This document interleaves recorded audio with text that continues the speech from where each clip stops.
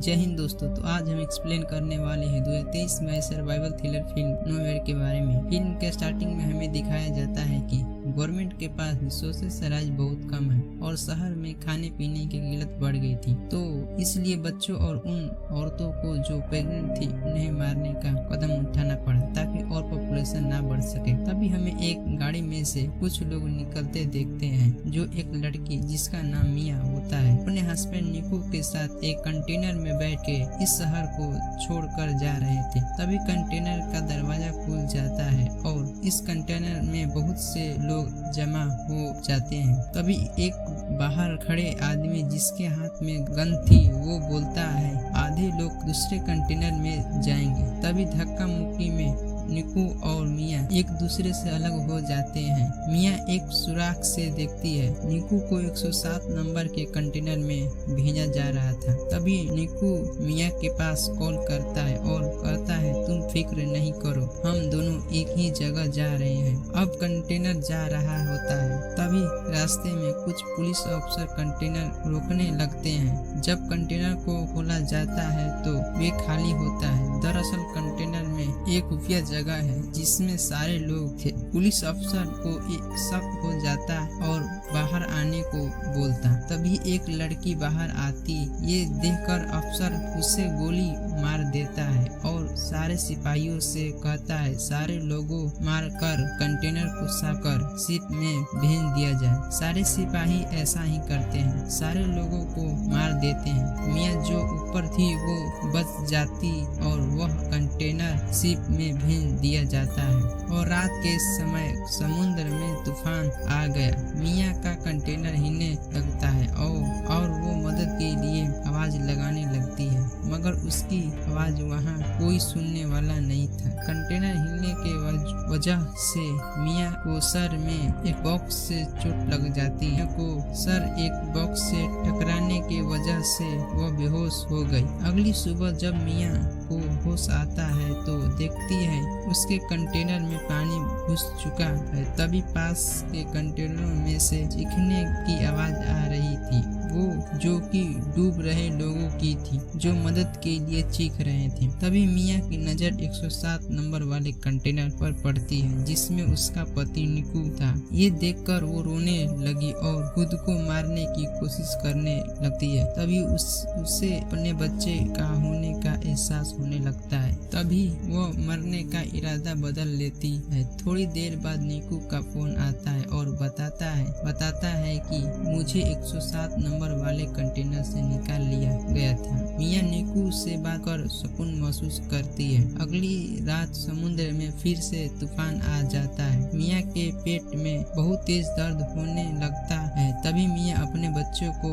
उसी कंटेनर में जन्म देती है। मिया को एक बेटी मिल गई और उसे अपने सीने से लगा लेती। धीरे धीरे मिया ठीक होने लगती है, लेकिन उसके पास थोड़ा सा खाना रह गया था और वो सोचने लगती है कब तक इस कंटेनर में रहेगी। तभी उसकी नजर एक ड्रिल मशीन पर पड़ती है और उस मशीन से कंटेनर के ऊपर रास्ता बनाने लगती है। शोर की वजह से बच्चा रोने लगता है। अगले दिन फिर से मशीन की सहायता से रास्ता बनाने लगती है। अचानक मशीन बंद हो जाती है। तभी पास में पड़ी चाकू से काटने लगती है। जब मिया के पास पीने के लिए पानी और ना ही खाना को बचा था, तभी बारिश होने लगती है और सुराख की वजह से बारिश का पानी मिया के सर पर गिरने लगा। मिया पानी पीने के लिए बारिश के पानी को डब्बों में जमा करती है। कंटेनर में कपड़े को फंसाकर रास्ता बना लेती है। वो अब बाहर आकर देखती है उसका कंटेनर समुद्र के बीचों बीच था, जहाँ दूर दूर तक कोई नजर नहीं आ रहा था। मिया को समुद्र में कुछ मछलियाँ दिखती है तो उसे पकड़ने के लिए एक नुकीली कांटा बनाती है, लेकिन एक भी मछलियाँ नहीं पकड़ पाते। मिया थक पर ही लेट जाती तभी उसे आसमान में एक हवाई जहाज नजर आता है। ये देखकर वो नीचे जाती है और कंटेनर के अंदर से एक शीशे का टुकड़ा लाती है ताकि रिफ्लेक्शन से प्लेन को अपनी तरफ बुला सके, लेकिन आने से पहले प्लेन जा चुका था। जल्दी में उसके पैर में चोट लगी गई थी। वो मायूस होकर नीचे आ जाती है और अपने जख्मों पर पट्टी करती है। उसे बहुत सारे ईयरफोन के वायर पड़े मिलते हैं तो उन वायर से एक मछली पकड़ने वाली जाली बनाती है। उस जाल से बहुत सारी मछलियां पकड़ कर अपना पेट भरती है और कुछ मछलियां डब्बों में भर लेती। कई दिनों तक वो ऐसे ही करती है। एक रात उसके पति निकू का फोन आता है और कहता है, मियाँ मुझे माफ कर, मैं तुम्हें बचाने नहीं आ सका। हमें पुलिस ने पकड़ लिया और मुझे गोली भी लगी है। मियाँ बताती है, हमारी एक बेटी हुई है जो बिल्कुल तुम्हारी जैसी है। बेटी की आवाज भी सुनाती है। तभी फोन बंद हो जाती। मियाँ कंटेनर में रखे डब्बे से एक छोटा सा कश्ती बनाती है और अपनी बेटी को लेटा देती है। मियाँ के कंटेनर में पूरा पानी भर गया था। उसकी बेटी की तस्वीर कंटेनर में रह गया था तो उसे लेने के लिए जाती है तो उसका पैर रस्सी में फंस जाता है। तभी उसकी बेटी की कश्ती ऊपर से पानी में बह गई। मियाँ अपने पैर को जैसे तैसे अपने पैर को निकालती है और देखती है उसकी बेटी की कश्ती नजर नहीं आ रही है। वो उसे पागलों की तरह इधर उधर ढूंढने लगती है। तभी उसकी बेटी के पास एक हवेली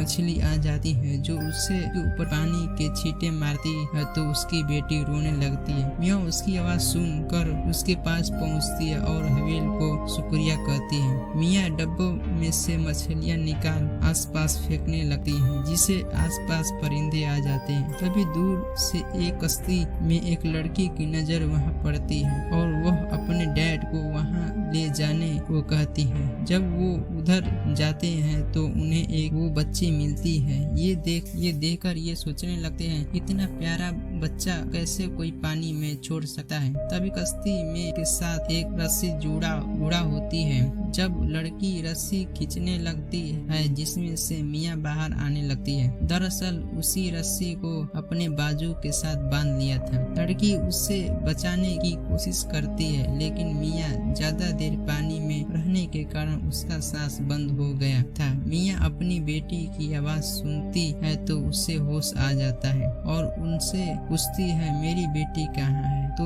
लड़की मियाँ की बेटी को उसके गोद में देती है। मियाँ ये सब देखकर बहुत खुश थी कि इन लोगों ने हम दोनों की जान बचा लिया। वे अपने नए जिंदगी के बारे में सोचकर रोने लगी। आखिरकार एक माँ ने अपने बच्चे की जान बचा ली। ये फिल्म यहीं से समाप्त होती है। जय हिंद।